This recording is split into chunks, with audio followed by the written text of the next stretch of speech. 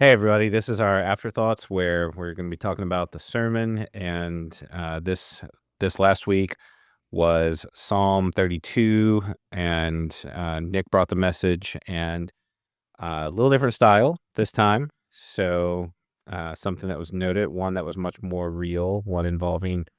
Um, I always tell people, like, when I was having to preach Sunday morning, Sunday night, Wednesday. I said, I only have one life, so they're all my stories. Right. Yeah, That's all I yeah, got. yeah. This is the way it went. And so that's what I can talk about. But I think it's timely. And I think I mentioned this with the Psalms, the way they run, that sometimes they speak to us more directly than Mhm. others. Like some of the Psalms we've been reading where particularly David is being accosted by those and many times whom he loved, like his children rebelled against him different times. If you've ever been through that, it resonates with you in a deeper level. And so I think in many ways you brought out some of those concrete instances for you. Um, and for those who maybe missed it on Sunday, we had the baptism, and you got a little emotional with the baptism as well, which was fun, good.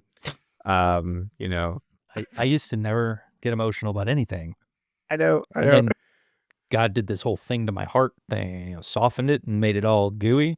Yeah, yeah, I can't help it There's sometimes. there's been a few times I got a little emotional, and Stacy was like, "Oh, wait, something happened there." Oh, Like, yeah, yeah, yeah. yeah, So yeah. I get it. I get it. Ugh.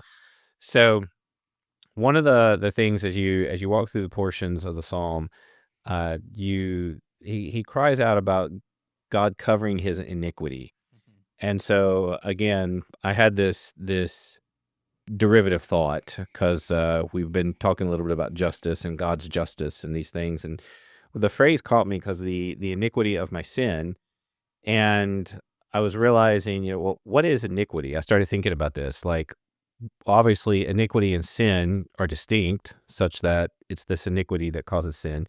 So I looked it up just for fun, sitting there, and because we talk about virtue a lot, and one of the aspects of justice is this the the old school version of equality, that things are equal as they should be, which is where we get our word righteousness, that everything is rightly related. So the iniquity is literally the inequality. Something's out Mhm. of balance, Okay. something's broken, which is why we end up sinning, because you were giving the illustration of David, and well, what kind of guy was he? He was a guy who was saw this beautiful woman and wanted her, and you did soften it for the kids that were in the There were kids room. in the room. Yeah, there's like, I was like, no, no, we can get more graphic with this. Now he was watching her take a bath, and he was like, oh, go, gets his servant, like, bring her to me, I and mean, if you know, like, you know. Like, yeah, yeah, I didn't if even you go know that if you know weird. the story, it's like, oh, no, no, that's a PG version, like, um, so when we understand that David, who desires relationship, that's good, but there was this inequality, this was unbalance. Right. She was a married woman. Yeah. These things ought never have happened, and it just made me think about when we talk about sin, we just think of it as just generally wrong Mhm. and bad, but to think of it as we've created this unbalance, that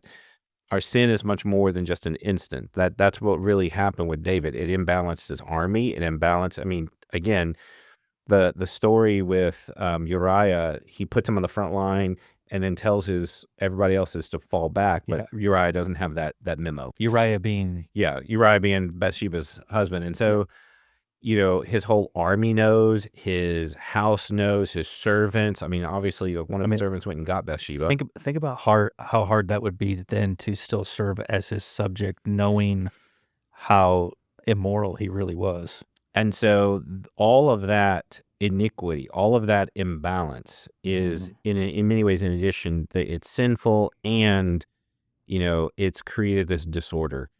And so I just think about that, like as you were sharing some of your stories and just sharing about that there was just this disordering that just snowballed. And some of your stories were about how it almost got the best of you. And I think that for us, as we're reading the Psalms, there's great encouragement I take from that, because there's going to be those times we fall. There's going to be those times we have those imbalance. And it just made me, and again, it's one of those Psalms you reflect on. And so I think that's why your choice in going the direction you went good direction. Um, I think it's one of those also that I encourage people to go back and listen, not because it's like, okay, listen to Nick's horror stories. Because there's some element though, like again, and I know this as a pastor, that there's, for me, when I would preach and I would use these stories, I mean, again, I know the true depth. I know the Right. feelings. You're trying to communicate that. You're trying to help us see what you felt. And so I think that's why, again, and I've mentioned this before, it's not the kind of sermon you can go for week after week. You ran out of stories really fast. Okay. Your life, I don't think I could emotionally handle it, let's be honest. yeah. It is. It's difficult because you're having to, in some sense, relive, but there's that element that this is real life. Sermons are not just the academic exercise. I Right. think we sometimes we're taught that, like, oh, you must, construct it this way and organize it this way. But I think you utilize the psalm, walking through it, the pieces, your life. I think it's good for people to have that window. You're a real person, particularly like your bad dad story. So, Jeez, that was bad. which it's one of those you're like, you Again, look. everybody listening's like, "Why would you do that?" And yeah, it seemed like a good idea at the time, but no, it was not. It was a bad moment. Well, it's one of those where you're not thinking through the consequences, and you used it to illustrate the whole idea of rushing waters, Mhm. and that your child gets stuck in the rushing waters, and all of a sudden you realize what it's like. But part of it is you use it in a way that as you're reading the Psalms, and he talks about rushing waters, if you've not experienced that, you don't know. Right. And it's more than just having watched, like for me. I mean, Hurricane Matthew was the first hurricane I've ever experienced. Like, I had not really seen one. Right. I grew up in the land of tornadoes, so hurricanes a whole different story. And the whole like watching of the water and the flooding, I have never.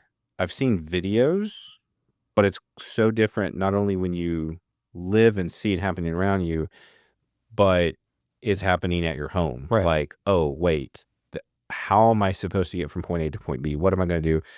I think it was Matthew where I actually sent my family away because 87 was starting to fall apart. And I'm like, that is our only way out as far as I knew.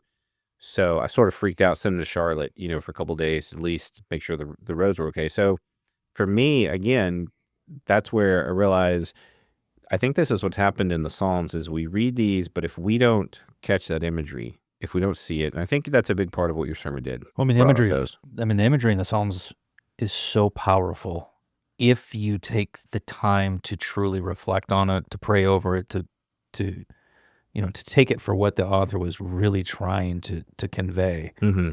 But it's so easy to just skim and skip.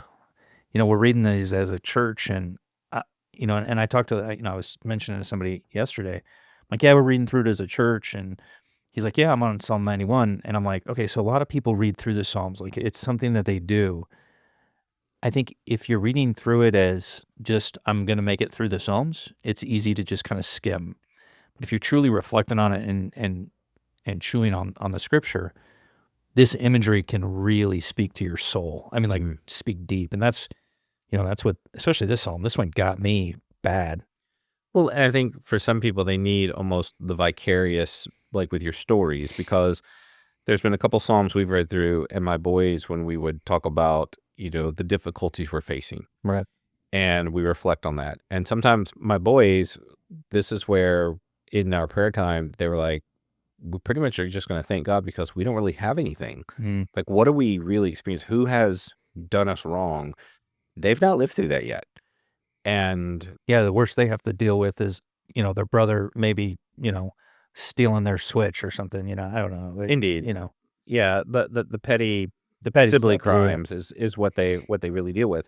So there's a sense of at least in the case of Joel, I know he's really reflected on that. Like, wow, he's recognizing he can't relate right Right.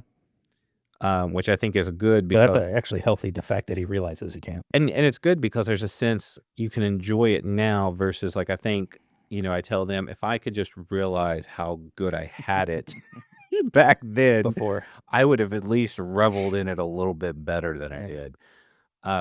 So I that's why But I many put of us are on the other side of that, right? So yeah. many of us are on the other side and have experienced it. And there's times where, like, now having gone through some things and now we're out of that, we've reached a new place. I think that brings a much sweeterness. I think that sweeterness, that's good. That's a good one. Yeah, that was real good. I think that it is more sweet now that having gone through that and we read those Psalms where David's gone through those things and come out. Right. So And I he's much sweeterness for it. indeed, indeed, I'm not gonna get to live that one down. So, um, on that note, Nick, I think it was a straightforward sermon. I think that again, it's something I encourage people. It's one of those that people can look back at and people can show, like, here's real life example, Mhm. and I think that's good. So I appreciate the transparency. You mentioned that a couple times. That almost that fear, like, am I being too transparent? Oh, I was worried. Um, Still not sure I did. I wasn't. I don't you you never, know, I think for some people it shocks them a little bit, but there's that I think that's part of what it means to be a pastor is Yeah. to be that example, and there it is, that element. David never seems to downplay his sin. Yeah. He puts that before the Lord. He writes these psalms, and for the last 3,000 years, people have been reliving that because of what he has penned and allowed us to almost take that journey with him. So Yeah. I think that's what you did with on the sermon as well. You let us journey a little bit with you, and I appreciate that. Well, I appreciate that. So thank you, Nick. Looking forward to what's coming next. Alright.